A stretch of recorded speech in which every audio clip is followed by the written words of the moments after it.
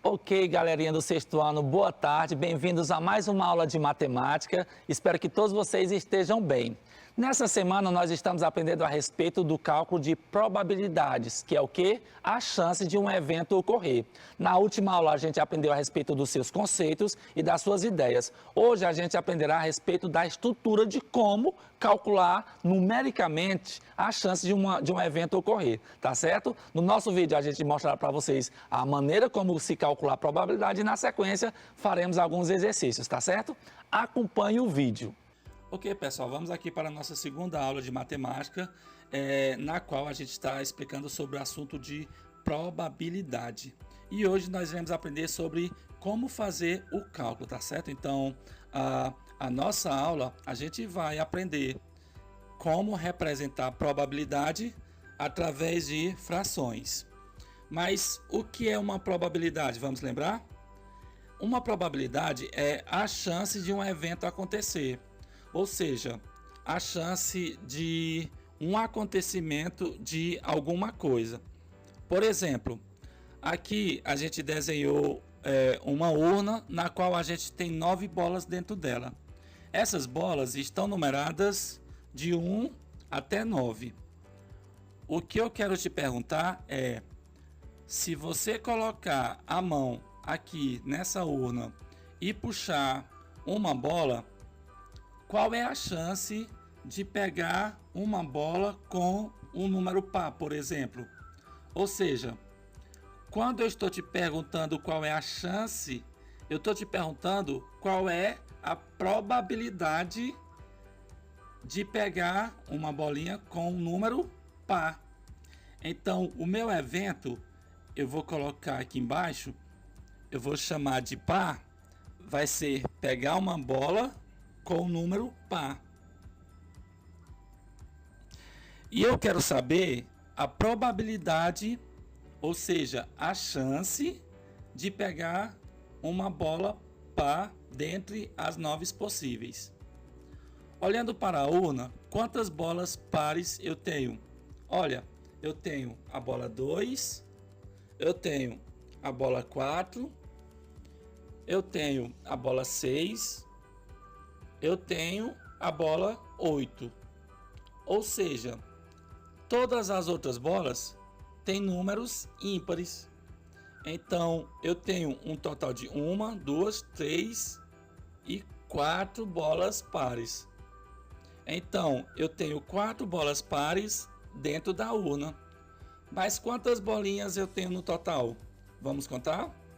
1, 2, 3, 4, 5, 6, 7, 8 e 9 bolinhas. Então, o meu total é 9. Ou seja, eu tenho 4 bolinhas pares e em um total de 9 bolas. Ou seja, eu consegui representar a probabilidade através de quê? De uma fração, que no caso é uma razão, né? Aqui no caso, lembrando que a fração é um pedaço de um todo, como a gente já viu. Ou seja, é uma parte de um total.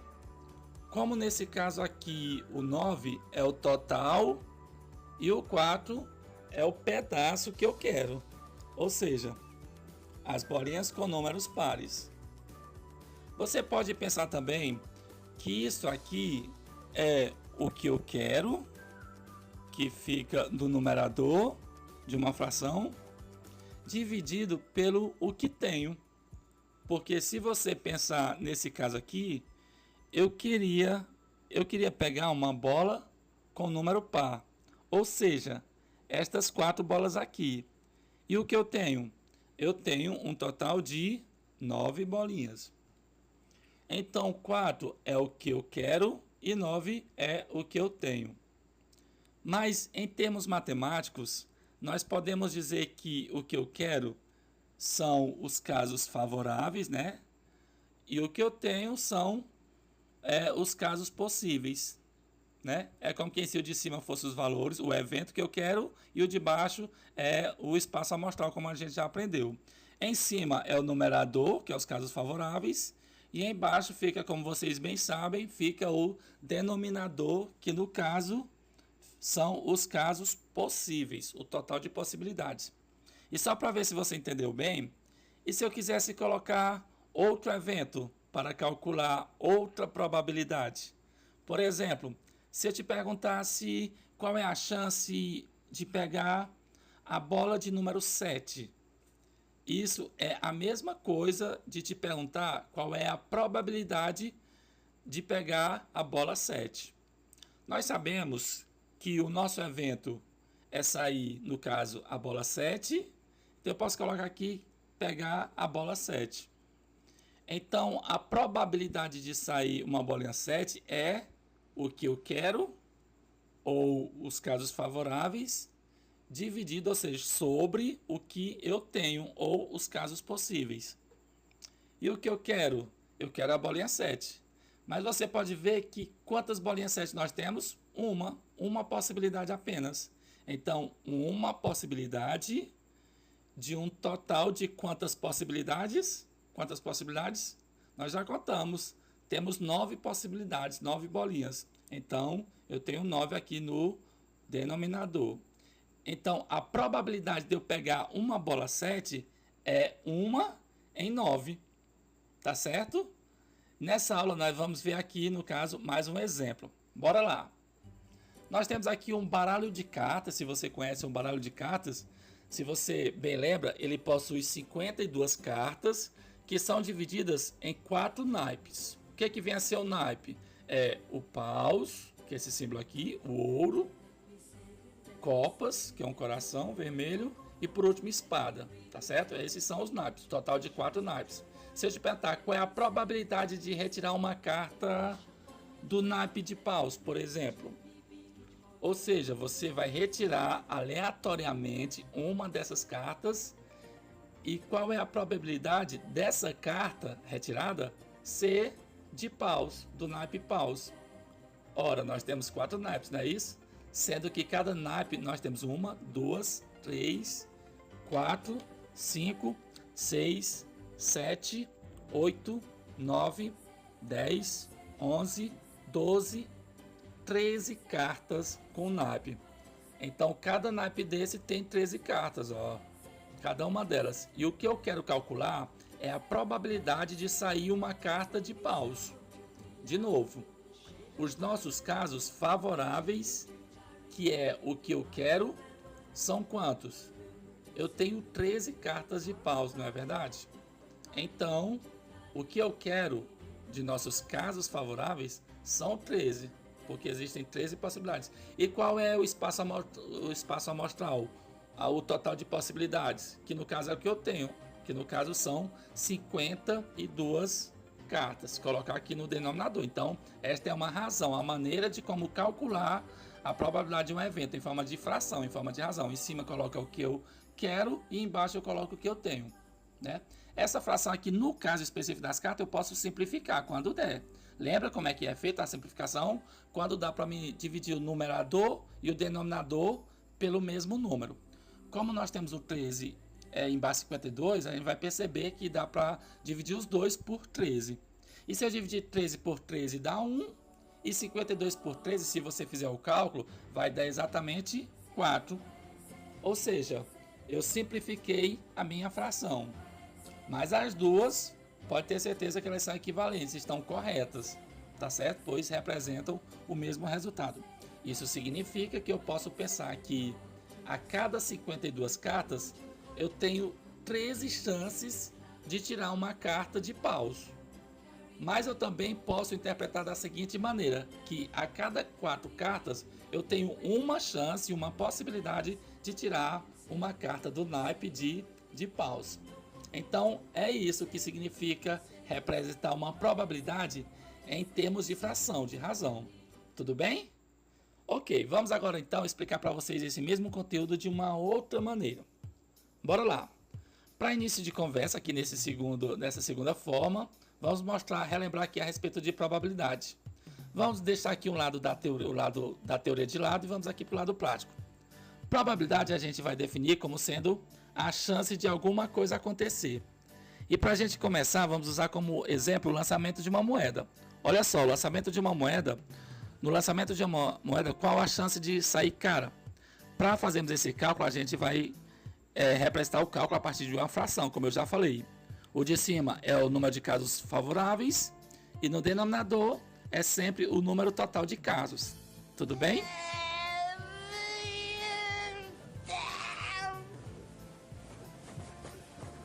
Mais ou menos, mais ou menos. Bora explicar direito, bora ver. Olha só, a probabilidade de sair cara. A gente escreve P, né, que é a probabilidade, e coloca dentro do parênteses cara para dizer que eu quero saber a chance de sair cara. Analisando o nosso exemplo, o que nós sabemos? Que ou vai sair cara ou vai sair coroa. Essas são as duas possibilidades. Outra coisa não tem como acontecer. Pelo menos eu nunca vi lançar uma moeda e ela parar de pé, né? Sei lá. Mas vamos considerar que esses são os dois casos possíveis. Então o número total de casos é 2. Desses dois casos, quais nos interessam? Apenas um, né? O caso de sair cara. Então um caso favorável.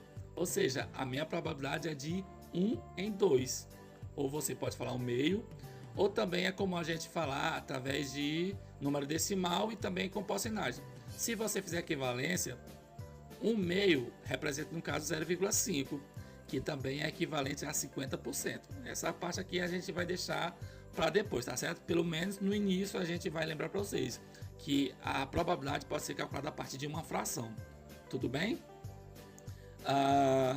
Vamos para mais uma forma aqui. Preste atenção. O outro exemplo clássico, volta a falar, o lançamento de um dado. No lançamento de um dado, qual é a probabilidade de se obter um número maior que 4? Então veja só, quando você lança um dado, o que pode sair? Pode sair o 1, o 2, o 3, o 4, o 5 ou 6. São as chances. Estamos falando de um dado comum. Muito bem. Então, o total de casos possíveis são 6 casos, né? Agora, quantos desses me interessam? Que são, no caso, maiores que 4? O 5 e o 6 apenas, né? Então, nós temos 2 casos favoráveis. Então, colocando aqui na fração, ficou 2 sobre 6. A probabilidade é de 2 em 6, ou 2/6. Se você colocar de forma simplificada, dividido os 2 por 2, vai dar quanto? Vai ficar resultando, portanto, 1/3. 2/6 é a mesma coisa que 1/3, certo? E se quiser transformar em número decimal, que é número com vírgula, 1/3 é a mesma coisa que 0,33 aproximadamente, tá certo? E se você quiser transformar em porcentagem também, que é o caso de transformar em porcentagem, vai dar em quanto? Muito bem, 33%. Tudo bem? Agora vamos aqui relembrar um pouco da teoria, tudo bem? O que a gente aprendeu? A gente aprendeu que a probabilidade é a chance de alguma coisa acontecer. Mas acontecer de qualquer jeito? Não, né? Acontecer no experimento aleatório, lembra? Vamos lembrar o que é experimento aleatório? Vamos aqui ver um exemplo. Novamente, o lançamento de um dado. Quando você lança um dado, você consegue prever o que vai acontecer. Você consegue prever? Você sabe que vai ser de 1 a 6, mas você sabe qual vai ser o resultado que vai sair? Não, né? Você pode lançar 10 vezes. Se você lançar a 11ª, você ainda não vai conseguir saber qual vai ser o próximo resultado. Então, o experimento aleatório a gente define assim, como sendo um experimento que a gente não consegue prever o resultado, beleza? E é nesse tipo de experimento que se baseia o estudo da probabilidade, tudo bem? Então, voltando à questão do dado, quando a gente lança ele, o que a gente espera que aconteça? Que saia 1, 2, 3, 4, 5 ou 6.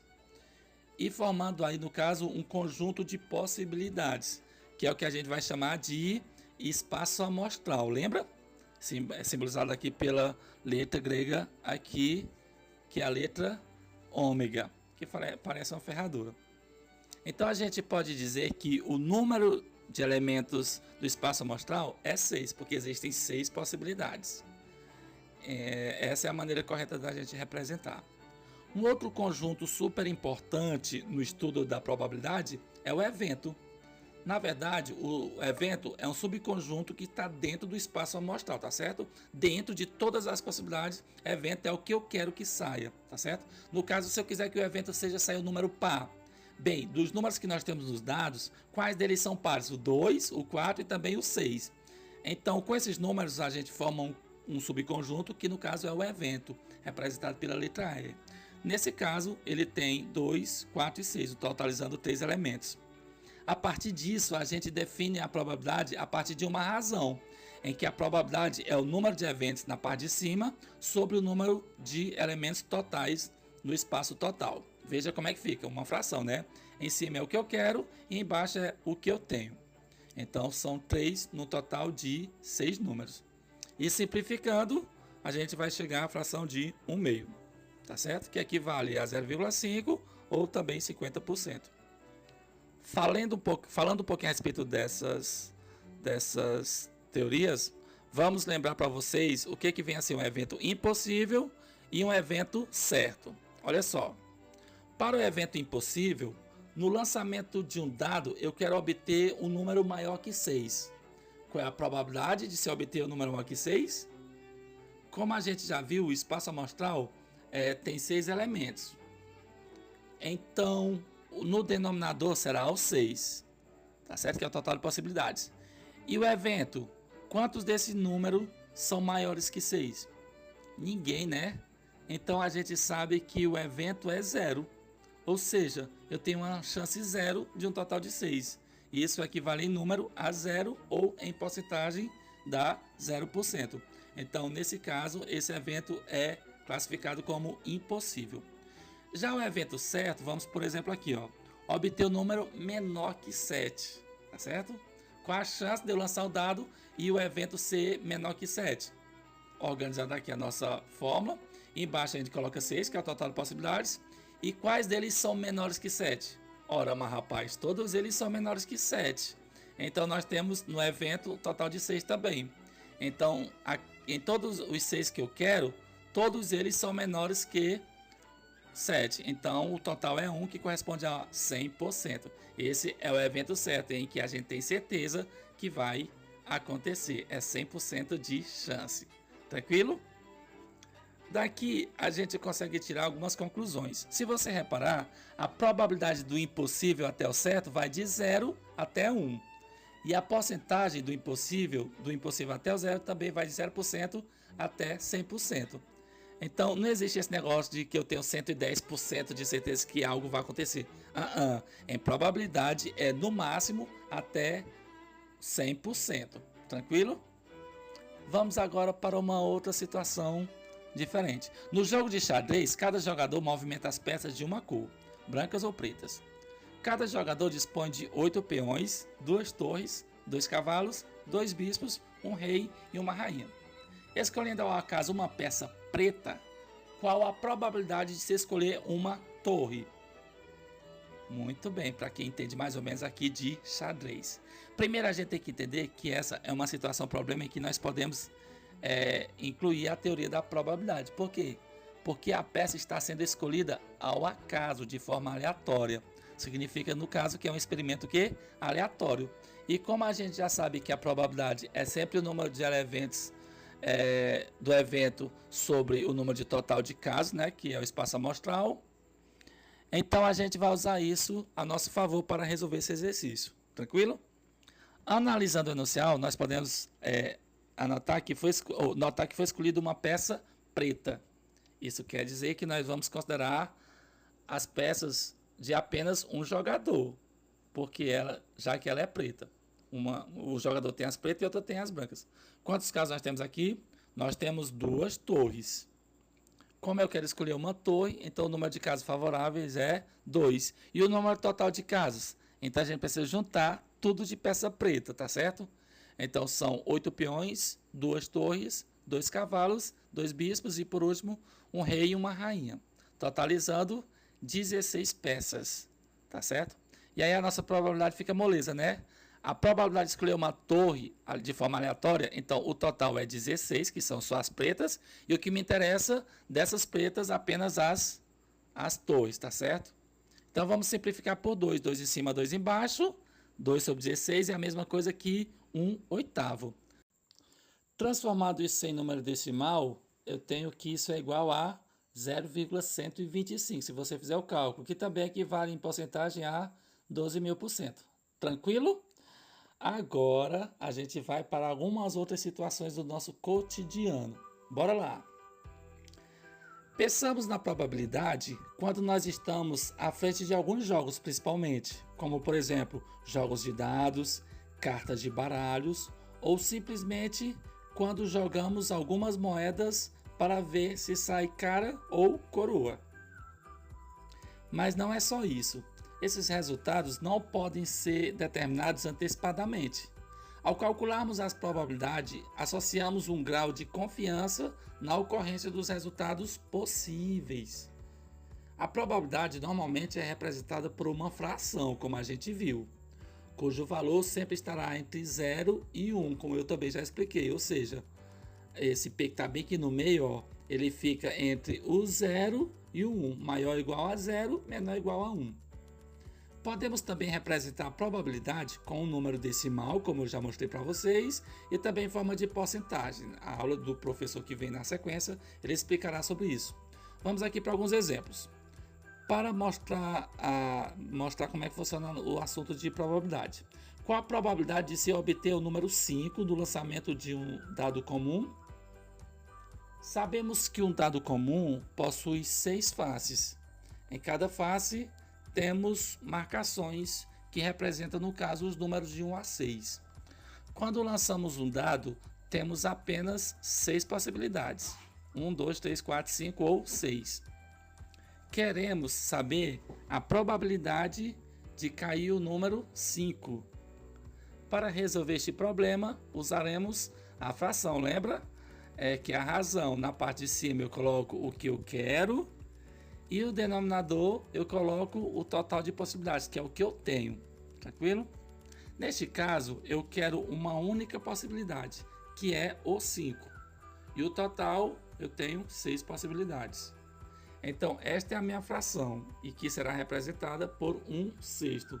1, que é exatamente o 5, a única face que sai o número 5, e 6 são as possibilidades que eu tenho. 1/6. Transformado isso em decimal, dará 1,166 infinitamente, que é o resultado da divisão de 1 por 6, tá certo? Que transformando para porcentagem dará também aproximadamente 16,6%. Isso quer dizer que a probabilidade de se obter o número 5 no lançamento de um dado é de 16,6% aproximadamente. Mais um exemplo aqui. Qual a probabilidade de retirarmos uma carta de um baralho comum, sem contar os coringas, né, que tem, e sair uma carta de copas? Lembra quantas cartas tem? E lembrando quais são os naipes? Lembrando que a fração é essa. O numerador eu coloco o que eu quero e no denominador o total de possibilidades, que é o que eu tenho. Vamos lembrar? O baralho possui 4 naipes, né? Ou 4 figuras, uma para cada naipe. Se o total são 52 cartas, temos 13 cartas para cada um dos naipes. 4 vezes 13, 52. Então o que eu quero e o total ficará desta forma aqui, ó. No numerador eu coloco o que eu quero, que são 13 cartas de copas, e no denominador eu coloco o que eu tenho, que são 52. 13, 52 avos. Lembra que dá para simplificar por 13, né? Encontrando aqui uma fração equivalente. Vamos ver quanto é que dá? Se eu dividir 13 por 13 e 52 por 13, o de cima vai dar 1 e o denominador dará 4. Tranquilo? Vamos agora então para os nossos exercícios. Acompanhe. Aqui na parte dos nossos exercícios, eu vou aproveitar o exercício da aula anterior que nós tivemos ontem, e agora, além de saber o espaço amostral e o evento, eu vou querer que você monte a probabilidade do evento ocorrer, tá certo? A probabilidade a gente já sabe que é uma razão, é uma fração em que eu vou colocar em cima os valores que eu quero, né, que são os resultados favoráveis, e no denominador eu vou colocar o resultado do espaço amostral. Olha só, Aqui, em cada situação a seguir, indique o espaço amostral. Vou colocar aqui, que é o total de possibilidades. Depois eu vou colocar os resultados favoráveis, que é o que eu quero. E por último eu vou colocar, fazer o cálculo dessa probabilidade a partir de uma fração, a partir de uma razão. Bora lá, primeira questão. No lançamento de um dado, qual a chance de sair um número menor que 4? Olha só, aprendemos que o espaço amostral vai dar exatamente os números 1, 2, 3, 4, 5 e 6, que é todas as possibilidades. Na letra B, o evento que eu quero que saia um número menor que 4, e portanto só podem ser os números 1, 2 e 3. E a partir daqui eu posso montar o cálculo da probabilidade, que é a razão entre os números que eu quero em relação ao total de possibilidades. Como é que vai ficar? Olha só, ficará em cima o 3, porque eu tenho 3 números que eu quero, que são menores que 4, e no denominador eu vou colocar o total de possibilidades. Então, a nossa aula de hoje se resume a fazer com que o aluno saiba que, para me calcular a probabilidade, eu vou montar a partir de uma fração, onde em cima eu coloco as quantidades que eu quero, que eu estou procurando, e no denominador eu coloco o total de possibilidades, tá certo? Então, praticamente é isso. Para mim calcular a probabilidade, basta em cima eu colocar o evento que eu quero que ocorra, que são os resultados favoráveis, e no denominador eu coloco o total de possibilidades. Se vê que dá para simplificar, você continua o cálculo, que no caso aqui dá para simplificar por 3. Aí se você simplificar 3 por 3 vai dar 1, e 6 por 3 dará 2. Então, esse é o nosso resultado, tá certo? Nesse momento a gente não vai fazer nem o cálculo de forma decimal e nem de forma de porcentagem, já que o nosso objetivo é deixar claro que ambos, tanto o decimal quanto o percentual, é gerado a partir dessa fração aqui. Tudo bem? Vamos aqui para o nosso segundo exemplo. Numa caixa há todas as letras do nosso alfabeto. Qual a chance de escolher de forma aleatória uma vogal? Lembra desse exercício que nós fizemos ontem? Qual é o nosso espaço amostral? Todas as letras do alfabeto, que dá um total de 26, como já falamos ontem. E qual é o evento que eu quero? Que saia vogais. No caso são as letras A, E, I, O e U.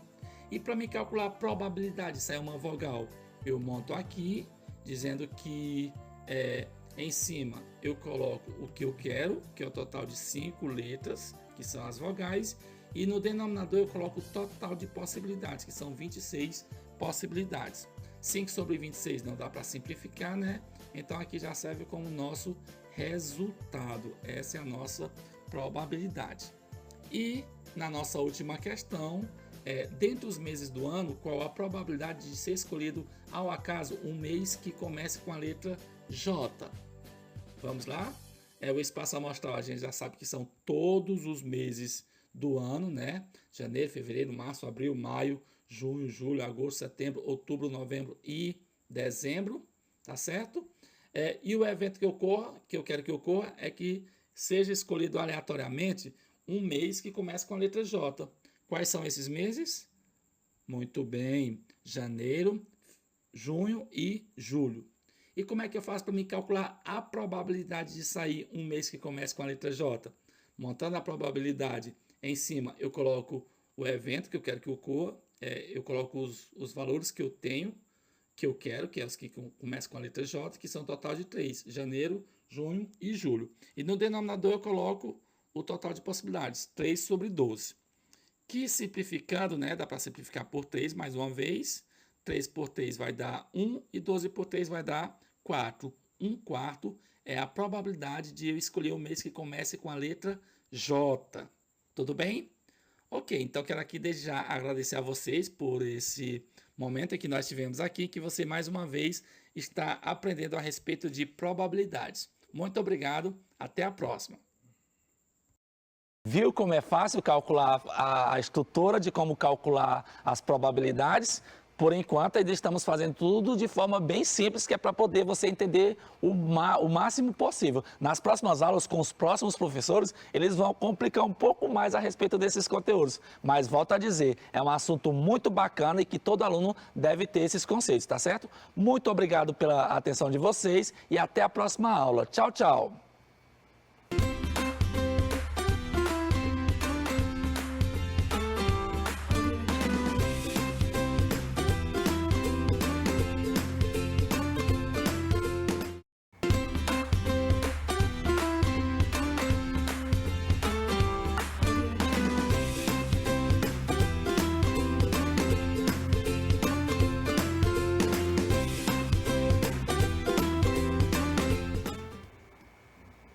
Olá, queridos alunos do sexto ano, tudo bem?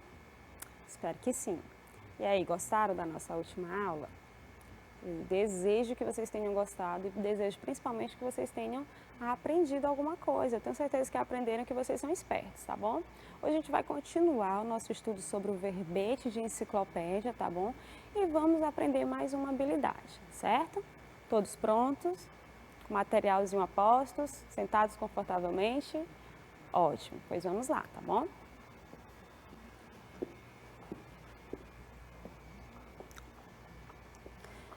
Pessoal, na aula passada, a gente estudou sobre o verbete de enciclopédia, a gente aprendeu ali o que é, teve contato com um texto desse gênero e também trabalhamos ali a habilidade, né, que falava principalmente da questão de identificar o locutor e o interlocutor de um texto, né?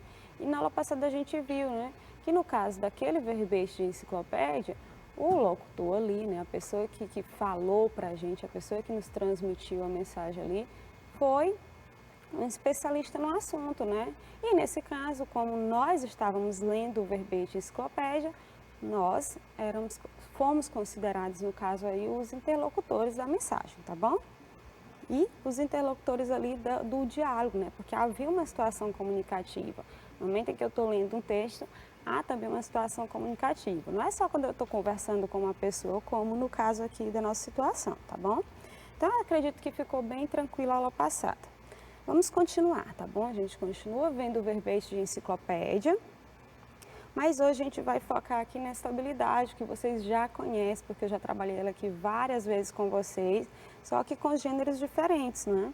Que é a habilidade de inferir o sentido de uma palavra ou de uma expressão.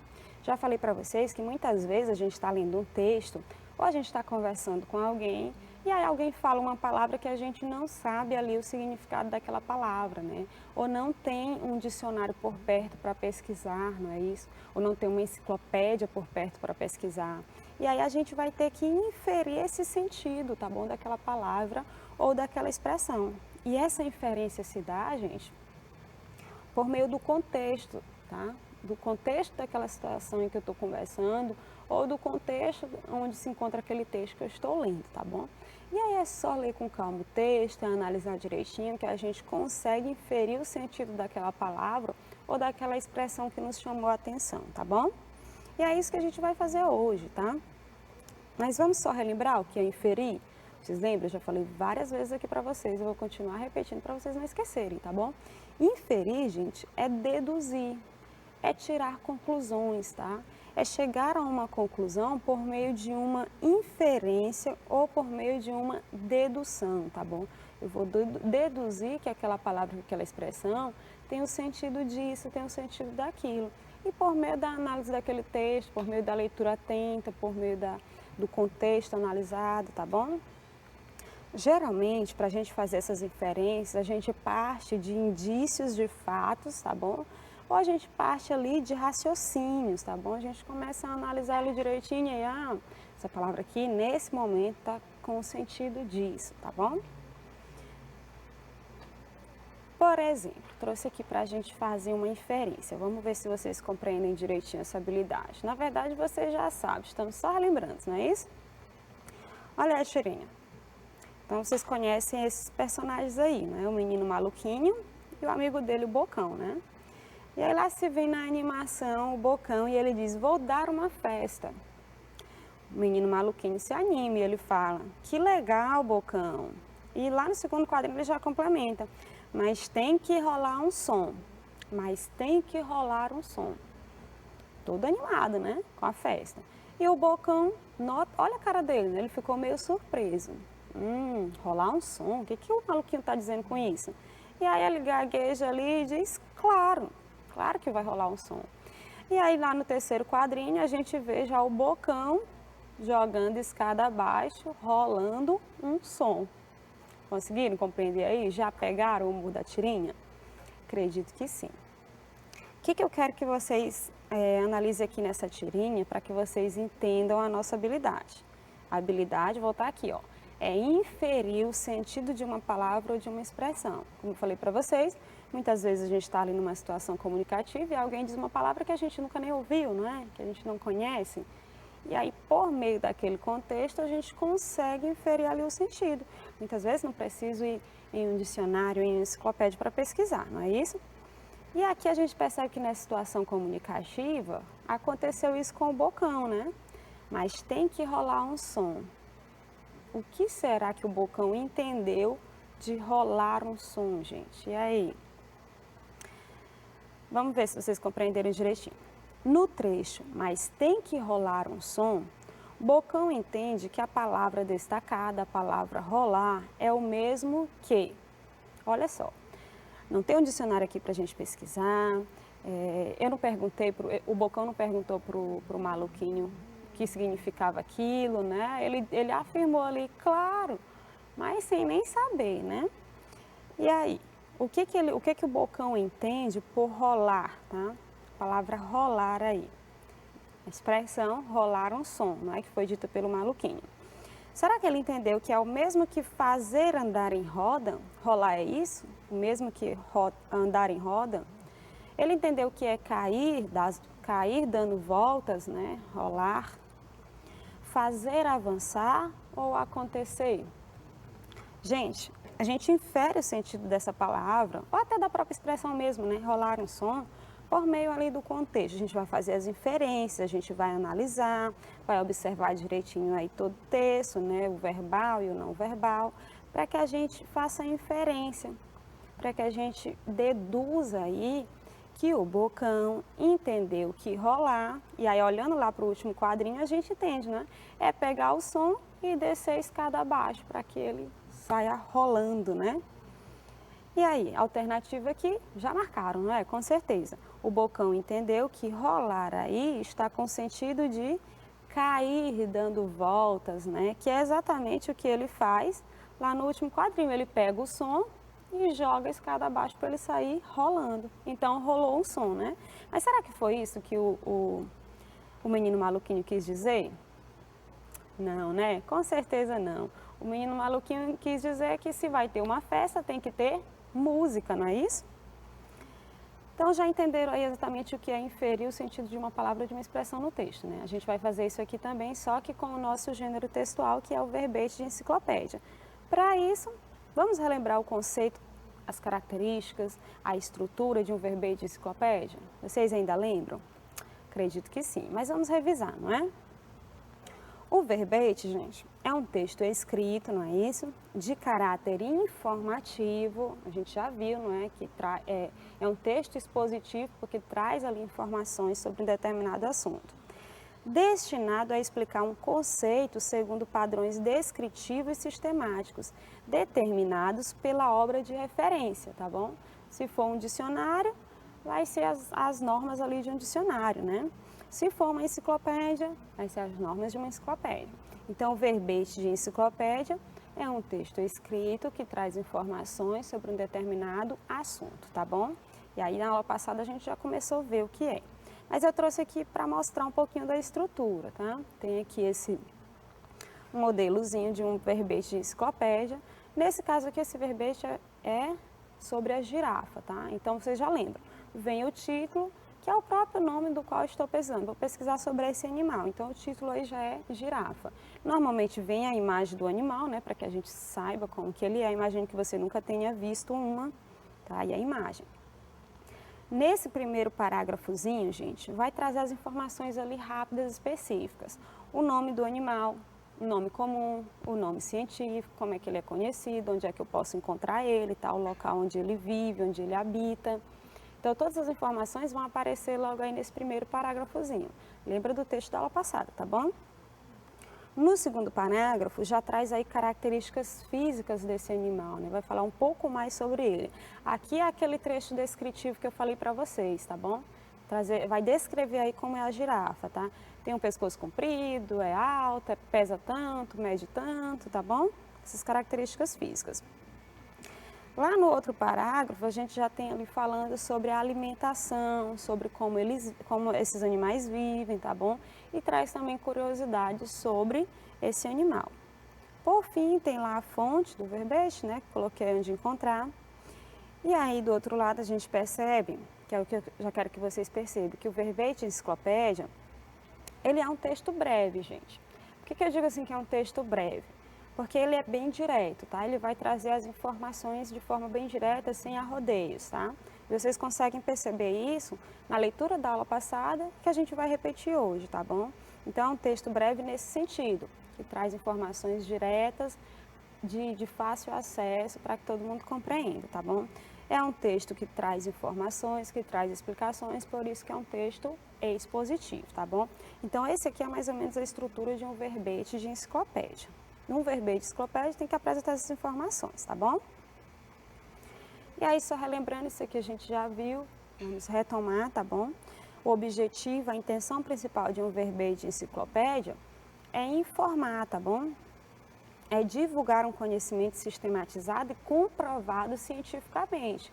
Por isso que na aula passada a gente viu que quem escreve esses textos são estudiosos da área, né? São pesquisadores, tá bom? São especialistas no assunto, tá?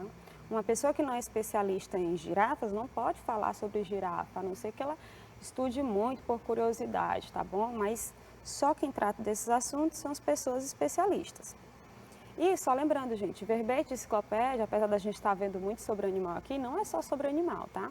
São todas as áreas do conhecimento. Existem verbetes de enciclopédia sobre todas as áreas do conhecimento, tá bom? Biológicas, sociais, tá bom? Tudo que vocês possam imaginar aí, históricas, geográficas, a gente pode encontrar verbete de enciclopédia sobre todos os assuntos.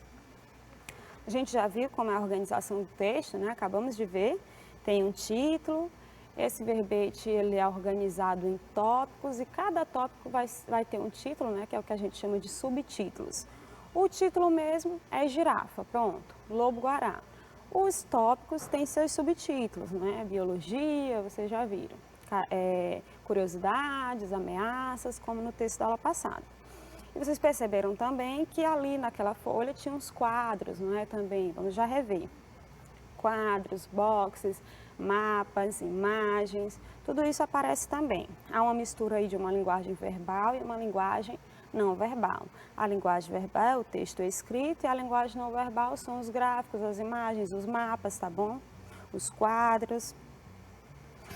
Há uma presença, gente, de trechos que são puramente expositivos, não é? Que trazem ali informações do conhecimento sobre aquele assunto, e há trechos também descritivos, até mostrei para vocês, né? Quando ele descreve ali como é que é a girafa, quando ele começa a apresentar as características físicas do animal, tá bom? São os textos descritivos.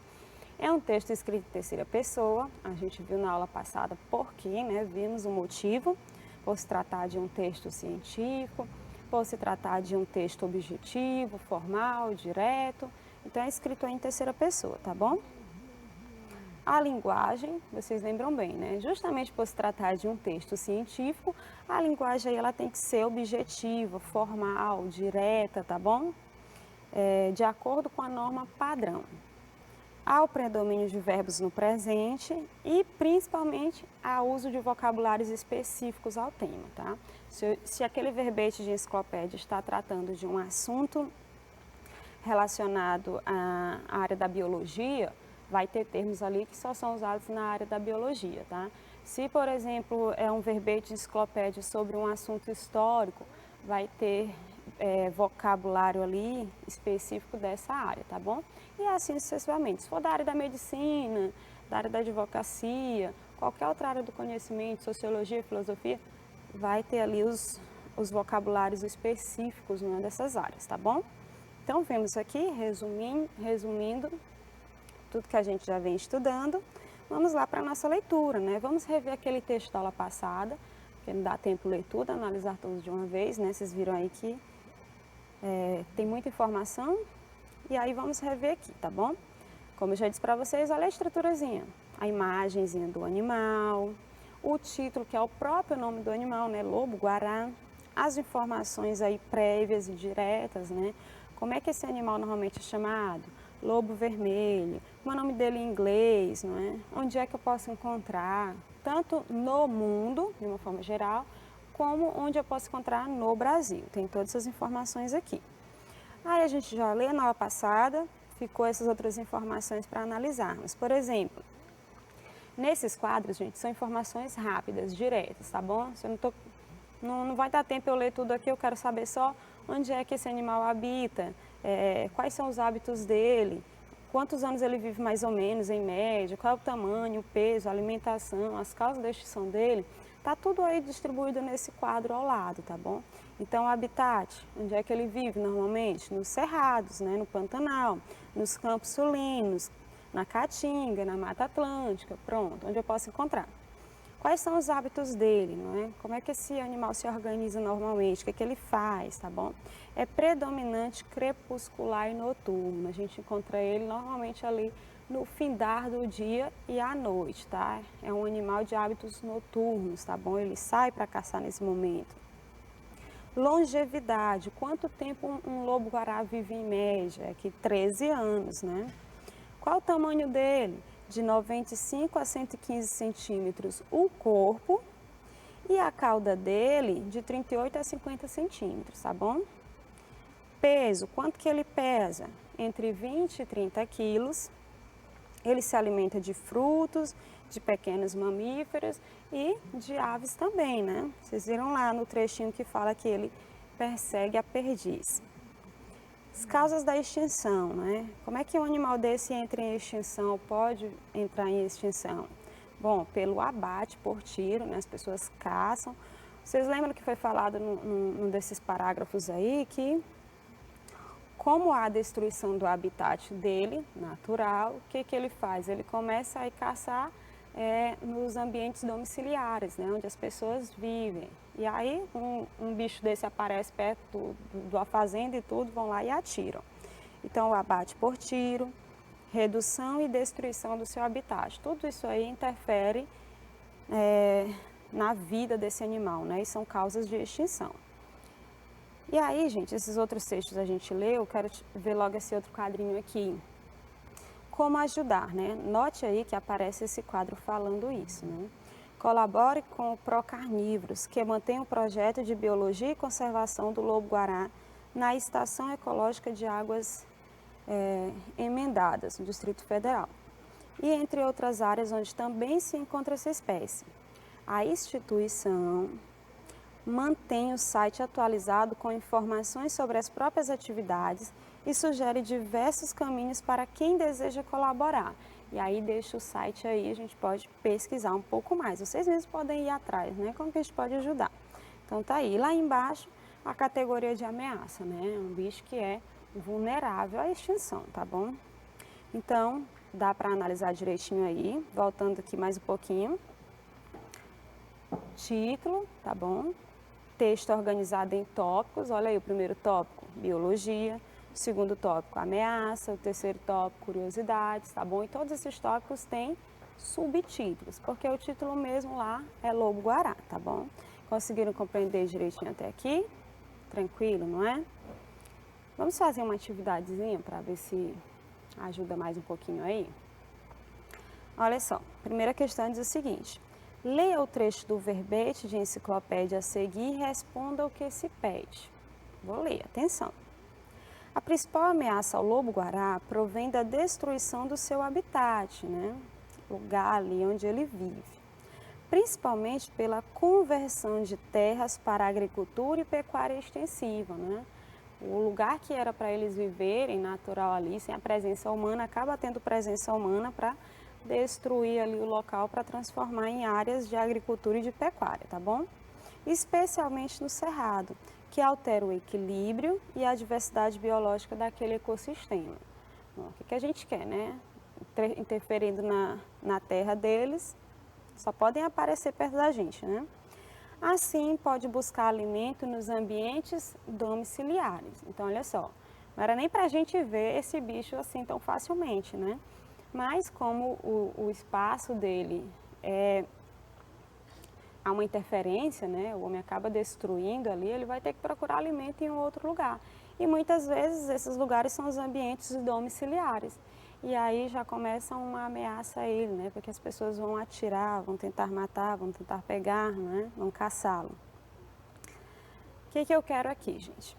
Nesse trecho que eu acabei de ler para vocês, tá? Mais especificamente, assim pode buscar alimento nos ambientes domiciliares. A expressão destacada, ambientes domiciliares. O que vocês entendem por essa expressão?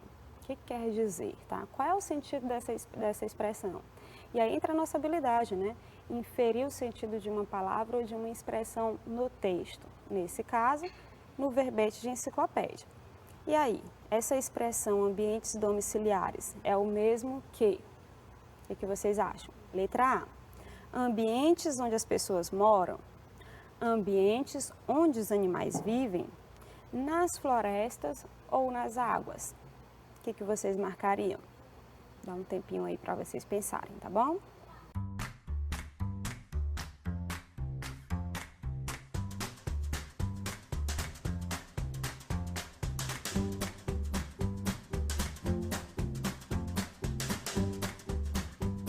Pessoal, vou voltar aqui no trecho, porque eu falei para vocês que para fazer essas inferências, né, a gente tem que analisar ali todo o contexto, tá bom? Então, olha só, o que diz?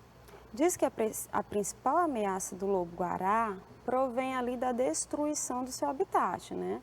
O homem destruiu o local onde ele vive, onde ele caçava, onde ele se alimentava, onde ele ficava. Olha só, principalmente pela conversão de terras para agricultura e pecuária extensiva, especialmente no cerrado. Essa interferência aí do homem altera o equilíbrio e a diversidade biológica daquele ecossistema. Aí o que acontece? O lobo-guará não tem mais onde caçar, não tem mais ali onde viver, não tem mais onde encontrar alimento. O que ele faz? Ele pode buscar alimento nos ambientes domiciliares. Pelo contexto já dá para entender, né? Aí o que você faz mais? Ah, professora, ainda não consegui pegar aqui. Você pensa aí, domiciliares lembra de quê? De domicílios, né? Onde quem reside, tá bom? Aí você vai lá para as alternativas de novo. Assim, pode buscar alimento nos ambientes domiciliares. A expressão ambientes domiciliares é o mesmo que ambiente onde as pessoas moram, né? Onde as pessoas vivem. Então, é por esse motivo que os lobos-guarás aparecem ali. E aí, muitas vezes, os fazendeiros, né? Os donos de casa, acabam atirando e acabam matando esses bichos, né? Por isso que há ameaça contra eles, tá bom? Então, a resposta correta aí é ambientes onde as pessoas moram. Perceba que a gente não precisou abrir um dicionário, não precisou ir no Google para a gente saber o sentido da expressão ambientes domiciliares. A gente chegou a uma conclusão, analisando ali aquele trecho, tá? Compreendendo direitinho, fazendo inferências, raciocinando, tá bom? Então, a gente chega a uma conclusão. A conclusão de que ambientes domiciliares é ambientes onde as pessoas moram, tá bom? Deu para entender direitinho? Ótimo. A partir de hoje, vocês vão fazer assim, tá?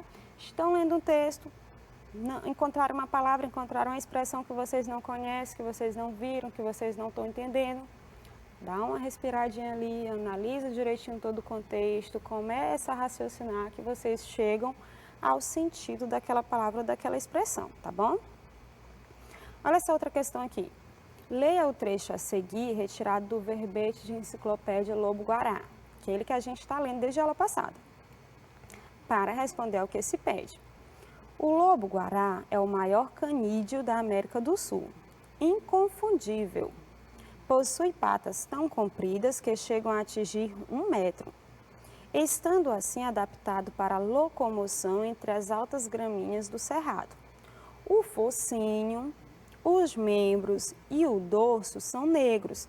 O restante da pelagem é avermelhada, com manchas esbranquiçadas na porção interna da orelha, garganta e cauda, permitindo perfeita camuflagem para os campos que habita. Nota que esse trecho aí está cheio de características, né, físicas, principalmente, desse animal. Então, aqui é aquele trecho descritivo que eu falei para vocês que aparece nesse gênero, tá bom? Vamos ver o que a questão quer? Já lemos o trecho, vamos lá.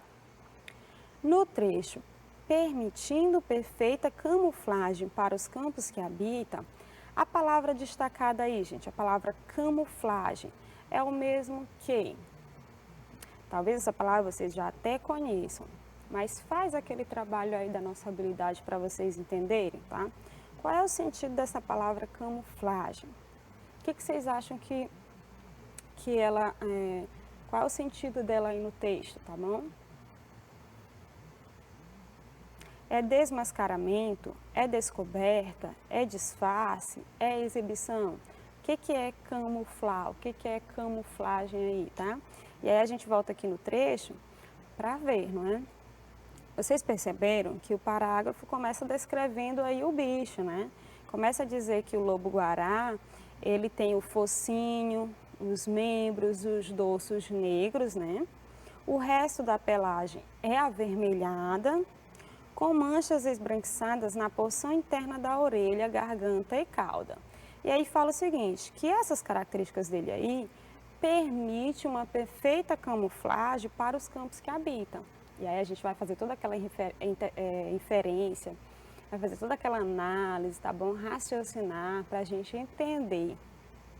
Ora, o lobo-guará é um bicho que caça, né? E aí, para caçar, ele tem que ser bem esperto, ele não pode se deixar ver, não é? Tem todo aquele trabalho. E é claro que é um animal que tem que se proteger também, não é? E como é que essa proteção se dá? Não é? Por meio dessa camuflagem, tá bom? Ele vai se... A própria estrutura física desse animal, as próprias características físicas dele, ajuda nesse processo de camuflagem, tá bom? Já deu para entender exatamente o que é? Vamos ver. Já conseguiram aí fazer a inferência de vocês? Chegaram a uma conclusão? Raciocinaram direitinho para entender o sentido dessa palavra nesse trecho? Vocês acham aí que todas as características físicas do lobo-guará permitem uma perfeita camuflagem? Camuflagem aí seria um desmascaramento, é isso? Ele se desmascara, dá para ver, dá para perceber de longe. Descoberta, ele acaba sendo descoberto aí por essas características dele, ou se trata de um disfarce. Todas as características físicas dele é como se fosse um disfarce, acaba passando despercebido ali na região em que ele habita. E aí? Ou se trata de uma exibição. De todas as palavras aí, gente, a camuflagem aí poderia ser entendida como um disfarce, não é? É como se essas características físicas do lobo-guará fossem uma maneira dele se disfarçar ali no meio em que ele se encontra, tá? Porque é como se a visão dele fosse a mesma visão do local onde ele habita, tá bom? Então, se camufla.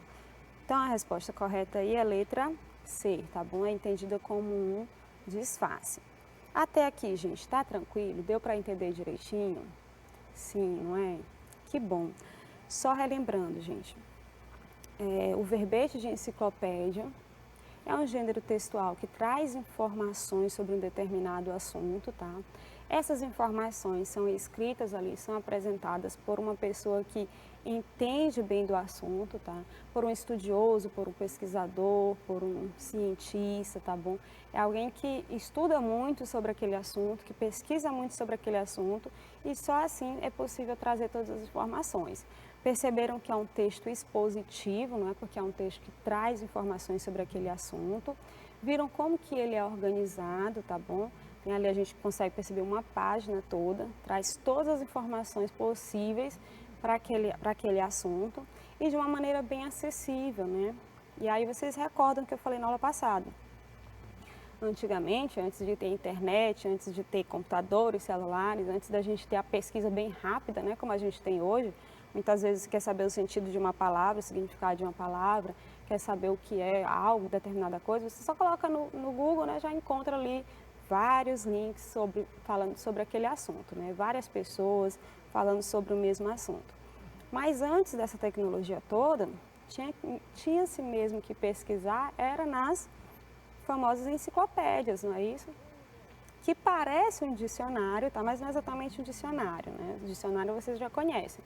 Tem os verbetes de dicionário, vocês conhecem, quando vão pesquisar o significado de uma palavra, mas existe também o verbete de enciclopédia. Como eu disse para vocês, é a palavra ou aquele conjunto de informações sobre aquela palavra, tá bom? Espero que vocês tenham aprendido, que tenham gostado. A gente se vê na próxima aula, tá bom? Tchau, tchau!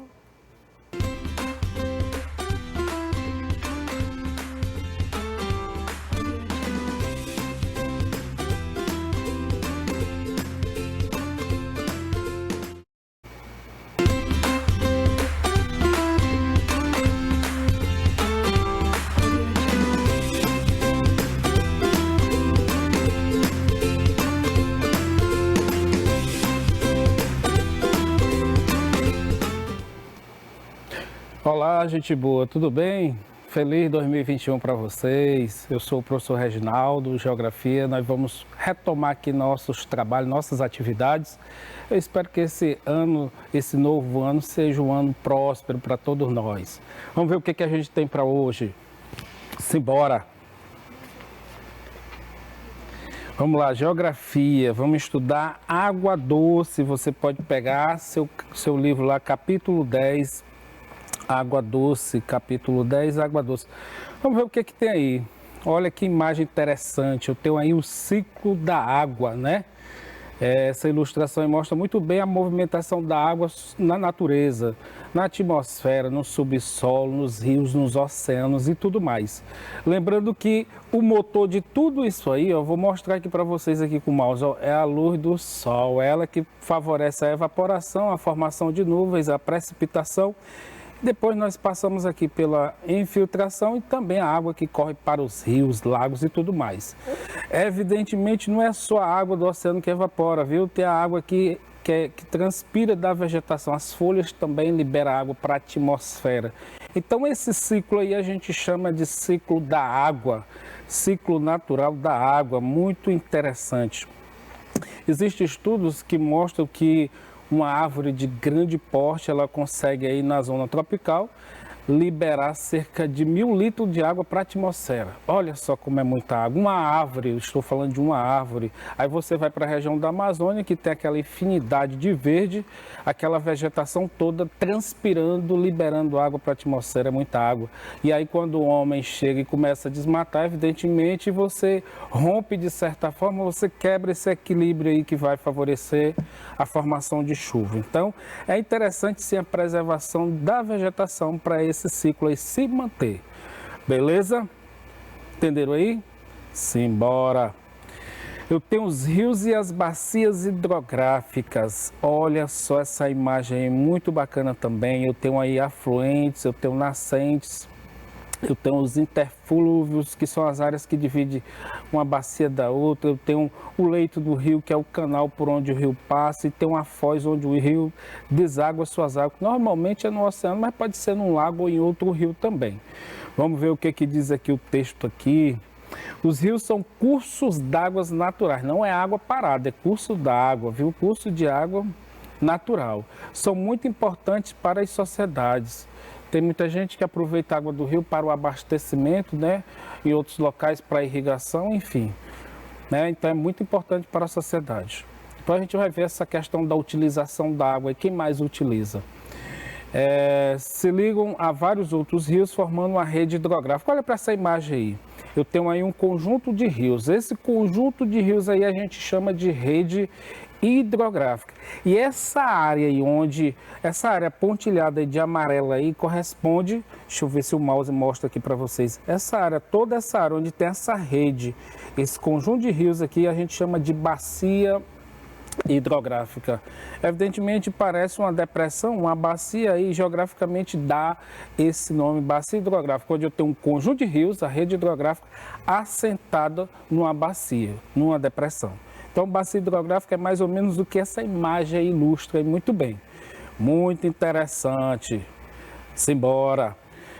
Eu tenho aí alguns rios que correm pelo Brasil e, evidentemente, vocês podem até reconhecer alguma dessas fotos aí, na cidade onde você mora, por onde você já viajou, se você já sobrevoou o território brasileiro, enfim. Eu tenho um Rio de Planalto, essa primeira fotografia aí. Rio de Planalto, gente, ele se caracteriza por ser um rio que corre em terrenos acidentados. E tem muita cachoeira, correnteza, muita força. Esses rios aí são bastante utilizados para a produção de energia elétrica. Você barra aí essa água, aproveita a força da água para produzir energia elétrica. E nessa segunda fotografia aí, eu tenho um rio aí serpenteando aí uma região. É muito comum isso aí na região da Amazônia. Eu tenho um rio de planície que corre em terras planas. Esse rio ele não tem força, ele não tem correnteza, ele não tem queda d'água, ele não tem cachoeira, e é um rio aí que pode ser muito utilizado aí para navegação. Esse tipo de rio aí não serve para geração de energia porque não tem força, certo? Se você observar bem aqui os rios que cortam a nossa cidade, o Rio Parnaíba e o Rio Puti, aqui em Teresina, são rios de planície que as águas correm mansamente. Mas se você for lá próximo às nascentes desses dois rios, vocês podem encontrar a região assim planáltica e aí com muita força d'água, né, cachoeira, enfim. Inclusive no Rio Parnaíba nós temos a barragem Boa Esperança, né, na região do Alto Parnaíba, onde tem uma força d'água considerável. Então, o Rio de Planalto tem essa característica aí, como evidencia essa imagem, e o Rio de Planície dessa forma, aí, por ser um rio que corre em terras planas. Beleza? Simbora. Olha só onde eu posso encontrar água também, água subterrânea. Tem um texto aí que vocês são bons em inglês aí, mas eu vou tentar aqui manusear aqui pra gente. Vamos ver o que o texto nos mostra. A água subterrânea pode ser estudada de acordo com o local onde é encontrada. Esse quadro bem aqui pode ser encontrado no lençol freático ou no lençol artesiano. O lençol freático corresponde a essa primeira parte aqui, essa primeira camada de água aqui, mais próxima da superfície. Né? A água da chuva ela infiltra e aí ela encontra essa rocha aqui que vai reter, vai frear. Por isso, cadê o mouse? Por isso o nome lençol freático. E esse lençol artesiano aqui, ele está numa região mais profunda, confinado entre as rochas, e ele tem um acesso mais difícil. Vocês podem observar nessa segunda fotografia aqui, a exploração do lençol artesiano, fabricação de um poço artesiano, né? Tá aqui, ó, perfuração do poço, fica melhor, né? Perfuração, legal. Então, o lençol freático é esse aqui primeiro aqui, que está mais próximo da superfície, onde as pessoas podem até explorar através desse poço aqui. Cadê o mouse? Esse poço, tem gente que chama de poço cacimbão, poço comum, né? Está mais próximo à superfície. E evidentemente, por estar mais próximo à superfície, ele está sujeito à poluição, à contaminação. Quem trabalha na agricultura, que utiliza pesticida, enfim, agrotóxico, a água pode ser contaminada, tem mais facilidade de ser contaminada em relação a esse lençol mais profundo aqui, lençol artesiano. A água mineral que vocês compram no supermercado, evidentemente, vem desse lençol mais profundo, certo? Beleza? Deu para reconhecer esse caminhão aqui perfurando aqui um poço? Beleza, então simbora. Eu tenho uma água doce também, gente, é água parada. O rio é um curso de água, a água não está parada. O rio é um curso de água que a água permanentemente ela corre para o mar, corre para um lago, corre para outro rio, mas um lago é água parada. Eu tenho um lago natural, lagos naturais, aqui uma região aí qualquer do planeta, essa primeira fotografia. E tem um lago de represa. Olha só, o homem constrói a represa aqui para armazenar água, para produzir energia, enfim, e aí acaba se formando esse lago artificial. Então, tem um lago natural, onde você pode encontrar água doce, e tem um lago artificial, aquele construído pelo homem. No interior, quando a gente viaja por aí, a gente pode encontrar muitos lagos, de certa forma, controlado pelo homem. Se você for lá em Campo Maior, aquele lago muito bonito ali, todo cercado, pavimentado e tudo mais, você pode chamar de lago artificial. Mas, evidentemente, a gente encontra muito lago natural, Lagoa do Portinho, que quase não existe mais. Amanda, você viajou para o litoral, Amanda? Não, né? Você andou lá na Lagoa do Portinho esses últimos dias? Muito tempo, né? Tem gente que diz que está desaparecendo, mas eu nunca mais andei por lá. Bom, então a história é essa. Tem lago natural e lago artificial. Onde eu posso encontrar água doce? Olha só esse gráfico aí, me mostra a distribuição da água no mundo. Né? Eu vou ler bem aqui, não vamos para a interpretação do gráfico. Esse primeiro gráfico aqui, os dois gráficos em pizza, mostra aqui ó, a legenda bem aqui, esse azul mais escuro, água salgada. E esse percentual aqui de azul mais claro, água doce. Então veja que no planeta Terra existe mais água salgada do que água doce. É muita água improdutiva, viu? 97,5% de água salgada. Nossa, muita água improdutiva. Aí a gente vai pegar esse percentual bem que vamos jogar nesse outro gráfico aqui de pizza também. Aí onde a gente pode encontrar água doce no planeta, olha só. Esse azul mais claro aqui corresponde a 69,8%. Estão nas calotas polares, água congelada, também água indisponível para o ser humano.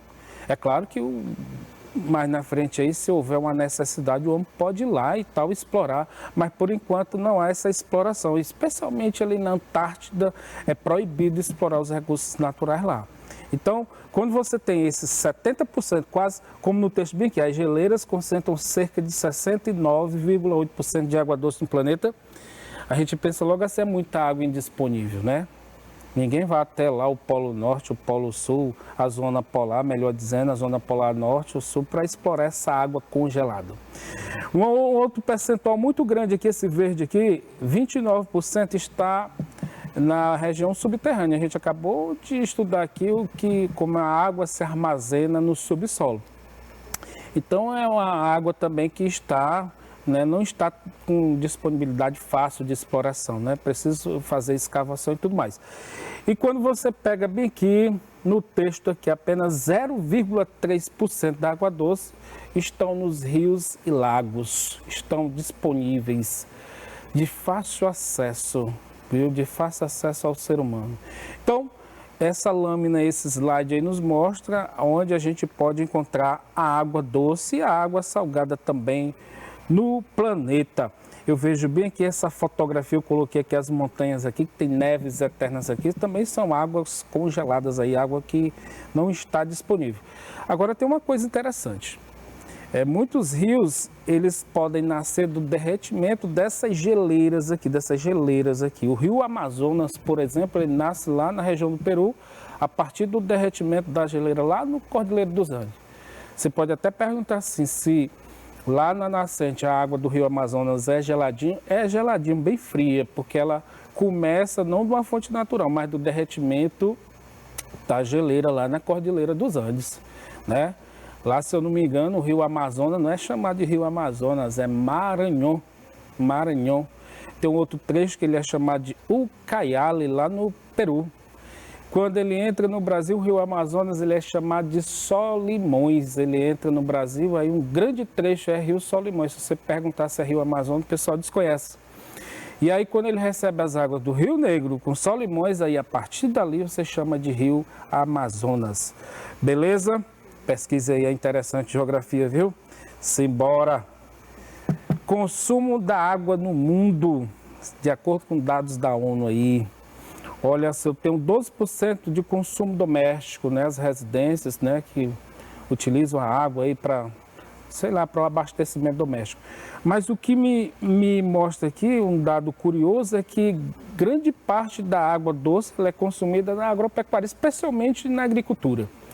Da forma que vocês estão vendo aí a água sendo aspergida aí pelos aspersores, né? Essa técnica de irrigação ela é até, diga assim, ultrapassada porque ela desperdiça muita água.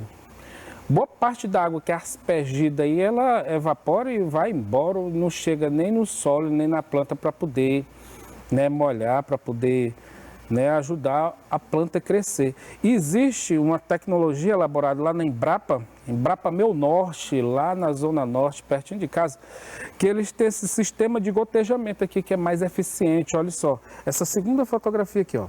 Eu tenho, deixa Aí, eu tenho essa mangueira aí toda furadinha e aí ela fica num sistema de gotejamento, o uso da água é bem menor do que essa primeira fotografia aí.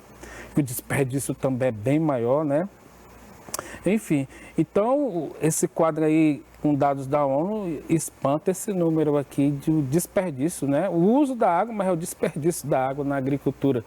Dessa forma aqui, assim, com esses aspersores aí, não rola, viu? O mais interessante é esse de gotejamento. Se um dia você for um agricultor, comprar um pedaço de terra e quiser cultivar utilizando pouca água, utilize essa técnica aí. Sistema de gotejamento, você pode encontrar essa mangueira aí lá na casa lá dos criadores, por ali, na Avenida Maranhão, ali você encontra essas tecnologias aí da agricultura. Simbora. O uso industrial aí tem uma porcentagem até também considerável. Beleza? Então vamos nós. Olha só, eu tenho uma água, os rios, os recursos hídricos nos espaços urbanos. Muito interessante. Veja que o rio, ele deixa de ser natural e passa a ser artificial. Essa primeira fotografia aí, deveria numerar aqui, mas não fiz. Mas está aqui onde o mouse está passando. Isso aqui é um rio canalizado. O homem construiu esse canal, jogou o rio, porque pode até ser que o canal natural desse rio seja assim uma coisa mais serpenteada aqui, mas o homem pegou, eu não sei qual é essa cidade aí, mas existe muito nesses grandes centros urbanos, o rio canalizado. Observe que não tem margem aqui, tudo aqui é concreto, é só o canal. Nos Estados Unidos, no Reino Unido, tem muito isso aí, o rio canalizado, viu? Em linha reta. E aí você pergunta assim, esse rio tem vida? É difícil, né? Porque tudo é concreto aí, até o leito do próprio rio aí não tem margem, né? A temperatura da água ela aumenta, né? Você sabe que a vegetação ribeirinha ela tem uma finalidade não só de proteger a margem, mas ela também controla a temperatura da água ali. Muitos peixes, muitos animais aquáticos, eles sobrevivem ali naquela sombra das árvores ali à beira-rio, né? E aí o homem chega, cara, e destrói tudo isso aí. Aí, para atender seus interesses, né? Canaliza, enfim. Eu tenho uma foto aqui também, ó. Esse rio aqui totalmente aqui artificial. É um córrego aí. Tem lugar que chama córrego, riacho, igarapé. É isso aí.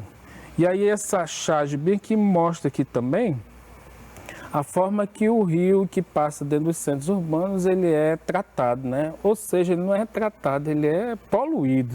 O esgoto, normalmente esgoto sem tratamento, eu tenho um peixe aqui do lado de fora aqui, consequentemente aqui ele está expressando assim, uma tristeza profunda por essa poluição aqui, às vezes contaminação. Poluição é diferente de contaminação, depois vocês dão uma olhada. A poluição normalmente é visual, a contaminação você não vê não. Você às vezes pode consumir uma água contaminada sem perceber, sem visualizar a contaminação e às vezes até pior. Você joga, por exemplo, um pneu no rio, você está poluindo, você não está contaminando. Mas quando você joga algum produto químico na água e aí dilui ali, você não vê, aí você está contaminando. Às vezes a água contaminada é até pior. É até não, é pior sim. Simbora. Olha só, esse mapa aí mostra as regiões hidrográficas do Brasil. Esse mapa ele foi elaborado em 2008, né, pelo Plano Nacional de Recursos Hídricos, né? E aí agrupou todos os rios do território brasileiro em 12 regiões hidrográficas, 12 regiões hidrográficas. Veja bem que esse mapa aqui descolorido, em preto e branco, veja. Aqui eu tenho um percentual aqui de rios aqui que existe no Brasil, mas tem muito mais. Se for desenhar todos os rios que tem no território brasileiro, esse mapa aí fica pequeno. Mas aí o que esse Plano Nacional de Recursos Hídricos fez? Ele agrupou todos esses rios aqui nesse mapa colorido aqui que mostra 12 regiões hidrográficas. Veja aí que a maior região hidrográfica é a amazônica, né? Tem a Tocantins, Araguaia, tem a do Parnaíba. Essa rosinha aí tem do Atlântico Nordeste Ocidental. Lá você tem o rio Itapecuru, Mearim, lá no Maranhão. Aí você tem as 12 regiões hidrográficas aí. A gente já discutiu aqui, tratar um pouco das principais. Beleza? Então, o que esse Plano Nacional fez? Pegou esse mapa aqui em preto e branco e agrupou todos esses rios nessas regiões aqui hidrográficas. Ok? Simbora!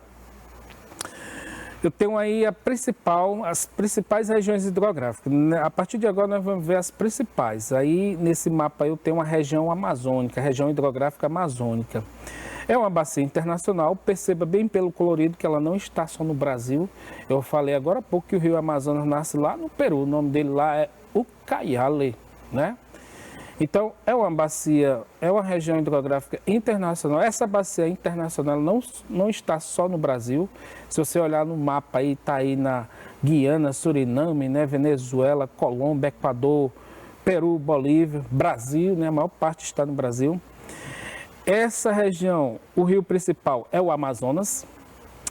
Existem muitos rios extensos e caudalosos. Caudalosos é com muita água o ano todo, porque essa região é muito chuvosa, né? Então, evidentemente, tem muita água. Água em abundância. Diferentemente, quando você vem para cá para o Nordeste, você tem rios temporários, intermitentes, né? Rios que secam. No período de chuva tem água. Aí no período de sem chuva, aí os rios secam totalmente. Mas nessa região aí, essa região hidrográfica aí, os rios são caudalosos, com muita água o ano todo. Os afluentes têm grande potencial para gerar energia. Os afluentes são esses rios que alimentam o rio Amazonas. Veja que o rio Amazonas é esse rio principal aqui, esse mais largo, esse mais escuro aqui, ó. Esse aqui, beleza, esse aqui é o rio Amazonas. Os afluentes são esses aqui. São rios extensos, né? Que vêm de regiões planálticas. Se vêm de regiões planálticas, então eles são propícios para a geração de energia elétrica através de usina hidrelétrica. O rio Amazonas é navegável e possui o maior porto fluvial do Brasil. Lá em Manaus foi construído lá um parque industrial e, evidentemente, para funcionar é preciso ter um porto de entrada. E lá tem um porto lá em Manaus, que é o maior porto de um rio no Brasil. Simbora! Outra região hidrográfica importante aí, ó, do Velho Chico, rapaz, do São Francisco. Veja a localização nesse mapa aqui, ó, nesse mapa pequeno aqui, cadê o mouse aqui, ó? O Rio São Francisco nasce em Minas Gerais, aí vem aqui, ó, corre para a região Nordeste, aí deságua no mar. Que coisa linda, né? Aqui o Rio São Francisco, aqui nesse mapa aqui, beleza, ó. Ele entra aqui na região Nordeste, na região mais seca do Brasil, é coisa de Deus mesmo, né? A região mais seca, aí tem um rio que tem água o ano todo, muita água em abundância. Beleza, cara, muito massa. Então, vamos ver aqui o que diz esse texto aqui. Nasce na região Sudeste, falei agora há pouco em Minas Gerais, e corre para o Nordeste. Passa pelo sertão nordestino. Sertão nordestino é a região mais seca do Brasil, clima semiárido. Tem uma estação seca de 9 meses. A pessoa tem que saber sobreviver lá, não é viver, não é sobreviver. É muito aproveitado para a geração de energia elétrica. Estou falando do Rio São Francisco, ele é muito aproveitado para a geração de energia elétrica. Aí esses pontinhos aqui amarelos são usinas hidrelétricas aqui que funcionam nesse rio. Nele há o projeto de transporte. Olha, esse projeto de transposição, ele foi muito assim badalado nesses últimos dias, esses últimos meses, porque teve a inauguração de alguns trechos. Eu tenho aqui o eixo leste e o eixo norte. E o que é essa transposição? São canais artificiais que captam a água aqui, ó, do rio São Francisco e leva para o interior do Nordeste, para regiões mais secas. E aí o que acontece? Ó, esses canais vão alimentar esses rios aqui, ó, alimentar o rio Apodi, por exemplo, né, o rio Piranhas, né, para deixar esses rios perene, com água o ano todo, para o pessoal poder captar água, plantar, dar água para animal, enfim. Tem essa finalidade. É um projeto interessante, sim, esse de transposição do Rio São Francisco. Esse outro eixo aqui, ele capta aqui a água do Rio São Francisco e aí ele joga lá no Rio Paraíba, não é isso? Rio Paraíba. Beleza. Mas aí também esses canais, eles lançam água em alguns lagos artificiais para a população também usufruir disso aí, porque nessa parte do Brasil o clima é semiárido, os rios são intermitentes, com exceção do Rio São Francisco, que é perene. Os outros são intermitentes, eles secam, fica só o pó. Eu gosto muito de viajar para o interior, e aí para onde eu vou é uma região de clima semiárido, transição semiárido tropical, mas que tem mais características de semiaridez. E lá eu gosto muito de... Você gosta também, Amanda, do riacho, assim, tomar um banho no riacho é bom, né? Eita, e eu gosto sempre de agora, no início do ano, porque depois das férias, aí seca tudo, viu, Amanda? Fica só o pó. É um riacho, às vezes, tão bonito, um verde tão bonito, e aí, quando são 9 meses de estação seca, aí seca tudo, viu? Isso é característico da região Nordeste, vocês sabem disso. Simbora. Principais regiões hidrográficas do Brasil. Qual é a outra região hidrográfica aí? É a do rio Tocantins-Araguaia. Que muito massa, ó. O rio Tocantins é esse aqui, vamos aqui, ó. Rio Tocantins, e o Araguaia é esse aqui. O Araguaia, ele parece ser mais extenso, ele é afluente do rio Tocantins. Ele alimenta o rio Tocantins. Aí já lá perto, lá da Foz, lá tem uma barragem aqui. Cadê o mouse? Tá aqui, ó, a barragem do Tucuruí, uma usina que foi criada para gerar energia para essa região norte e nordeste, especialmente aqui para a região de exploração mineral, lá na Serra dos Carajás, lá no Pará. Viu? É preciso, para ter desenvolvimento, é necessário ter energia, sim. O que diz o quadro? Nasce no centro do Brasil e corre para o norte. Observando aí o mapa, realmente nasce aí Tocantins, né, Mato Grosso, né, Goiás. O rio Tocantins nasce em Goiás, passa por dentro de Tocantins, por isso o nome, né? E aí o rio Araguaia nasce em Mato Grosso. Aí os dois correm em direção ao norte do Brasil, né? Beleza. O rio Araguaia é afluente do rio Tocantins, são importantes para escoar a produção de grãos do centro do Brasil.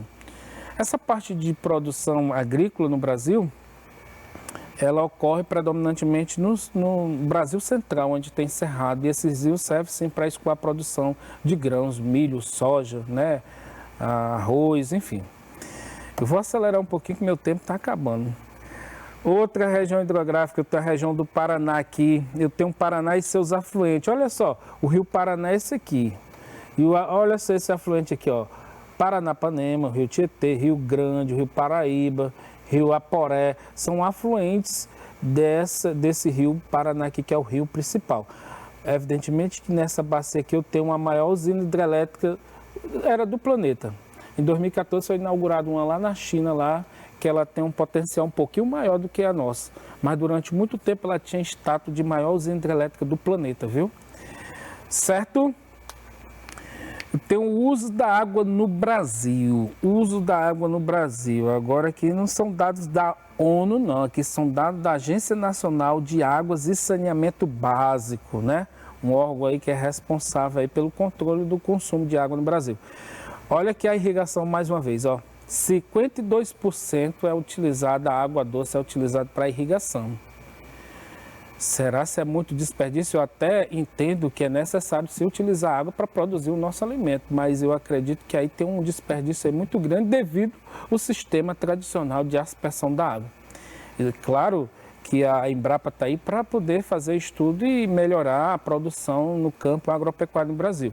O sistema de gotejamento é interessante. Diga que você comprar seu sítio lá, seu terreno, se quiser plantar um milho, uma batata, uma cebola lá, você usa o sistema de gotejamento. Pode até comprar mangueira natural mesmo e perfurar ela lá e colocar para molhar a planta, né? E aí eu tenho aqui mais nesse gráfico que mostra que abastecimento 23%, a indústria utiliza 9%. Você diz assim, mas a indústria utiliza água onde? A indústria de bebida, de refrigerante, enfim, para outros fins também.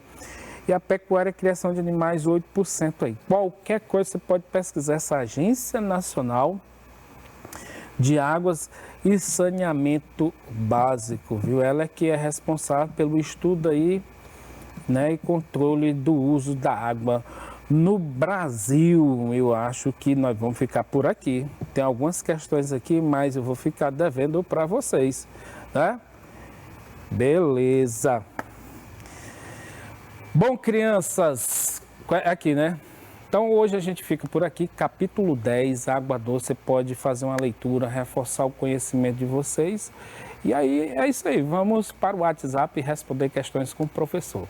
Até a próxima.